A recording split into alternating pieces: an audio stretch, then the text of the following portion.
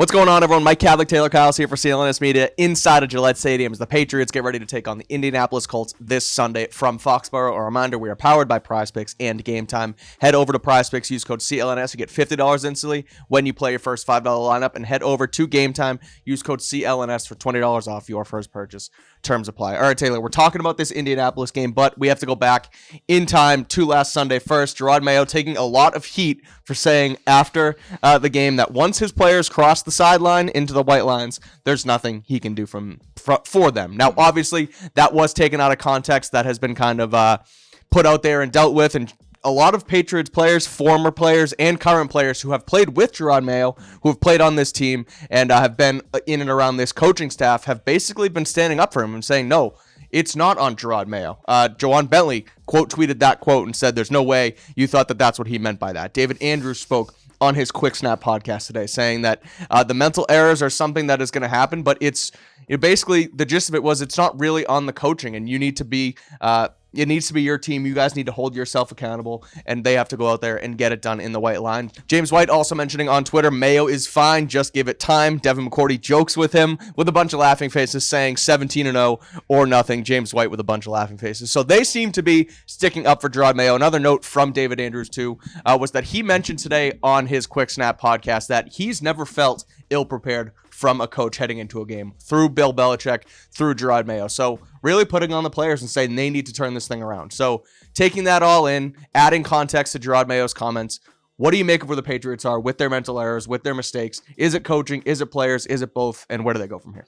I will say it's discouraging that there's been so little development from the young players, where when they do get opportunities, it feels like they are, outside of Drake May and Marcellus Dial on special teams, they are consistently making mistakes that you just scratch your head and you're saying, you want to be this draft and develop team. We haven't seen the development really for anybody, again, except the two players I mentioned. That's the one thing where there's not a whole lot I can say. Obviously, they need to execute better, but these are young guys. You as a coaching staff do also need to, I don't really know what the answer is necessarily, but it feels like more needs to be done so these guys have opportunities, whether it's confidence. And sometimes, I know as young players, you're drinking through a fire hose.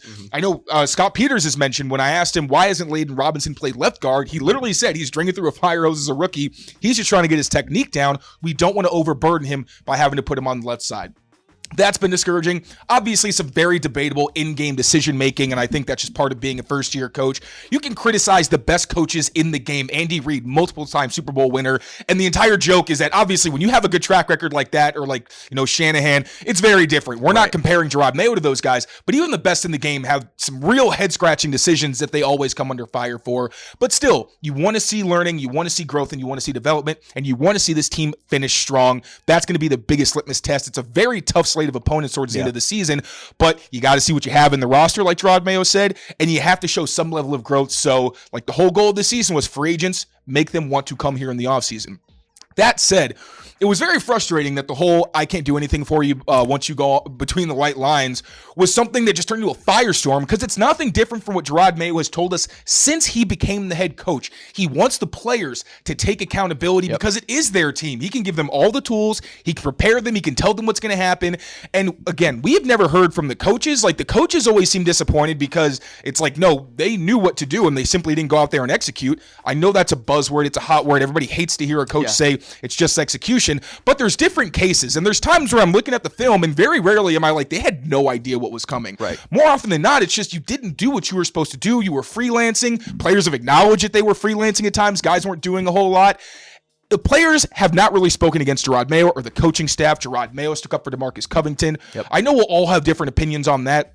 But at the end of the day, it's really hard to be completely mad at the coaches when the execution on the field hasn't been good enough. Jerod Mayo can't stop you from committing false starts. He can't stop you from holding. He can't stop you from lining up in the wrong area of the field. So those are the kind of things where when we've seen them be disciplined and we've seen them play within the rules and all of those things, they look significantly better. And you're saying, okay, we see the growth. This is what we wanted.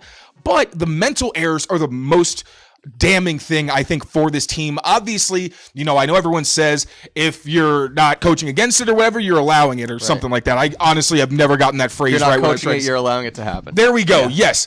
But also, there's only so much you can do. Even Bill Belichick, in that the football life said, I just can't get these players to do what I want to do. And that's why, for me, a big priority this offseason is going to be get leaders, get veterans, get people with experience in the NFL who you know what you're getting out of them and who can help bring up all these young players, especially on offense, just so much inexperience. And then the lack of talent. Like when you talk about a lot of these penalties, it's just because a lot of these guys are simply overmatched. Obviously, the defensive struggles have been disappointing, but they're missing some pretty critical pieces as well. So I'm getting ahead of myself there with the offseason, but at the end of the day, there is a significant talent issue on this team.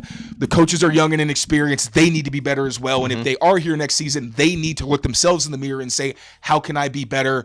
But I just think a lot of the heat that Jerod Mayo is getting, while understandable because he is the head coach and he's a first-year head coach, right? He's a first-year head coach. It does all fall on him, just like Bill Belichick always used to say. But I think we also have to be fair in our assessment of this team and understand they have a long way to go in terms of the roster construction as well. Yeah, the coaches can obviously be better and, making sure that these mental errors don't happen again. And that's the big thing, is being an error repeater. But at the end of the day, and David Andrews, like I mentioned before, on his podcast, they showed him the quote. They read him the quote. He said, well, yeah, that's true. There's nothing he can do for us once we get in those white lines. It is up to us. It's up to us to execute. We have to try and play a perfect game every single time, even if perfection is not actually attainable. So we'll see if they can tighten it up moving forward, heading into their Week 13 matchup against the Colts this weekend in Gillette Stadium. We will be here in Foxborough for CLNS Media, so make sure you keep it here on Patriots Press Pass, rate, review, and subscribe to the channel for all of your Patriots coverage.